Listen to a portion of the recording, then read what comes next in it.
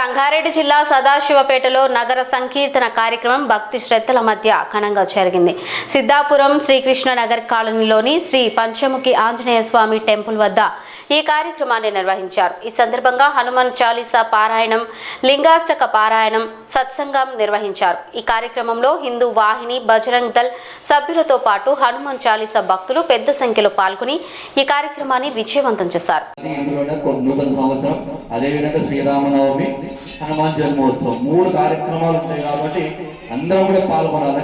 పిల్లలను కూడా వీలుంటే పిల్లలందరూ కూడా చెప్పండి.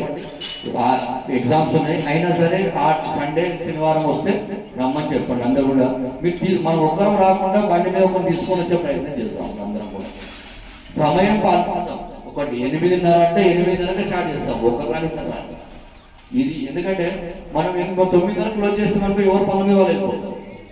ఇబ్బంది జరగకుండా ఉంటుంది. కొంచెం శారీరకంగా కూడా అందరం కూడా బాగుపడతాం. ఎందుకంటే పాదయాత్ర కూడా అవుతుంది కాబట్టి అందరం కూడా ఈ కార్యక్రమంలో అందరూ కూడా పాల్గొనాలి. ఇక్కడ ఉన్న వాళ్ళకి ఈ వాళ్ళతో ఇక్కడ ముగుస్తుంది. దాదాపు 40 వారాల నుంచి మనం చేసినాం ఈ నగర సంకీర్తన సాప్తాహిక.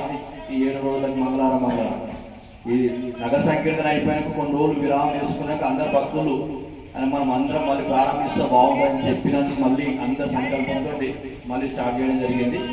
మళ్ళీ ఇప్పుడు ఈ గురువారం కూడా అందరూ పాల్గొనాలి. రోజు ఉంటుంది కార్యక్రమం, 21 రోజు ఉంటుంది మనకు అందరికీ ఈ కార్యక్రమం పాల్గొనాలి. జై శ్రీరామ్.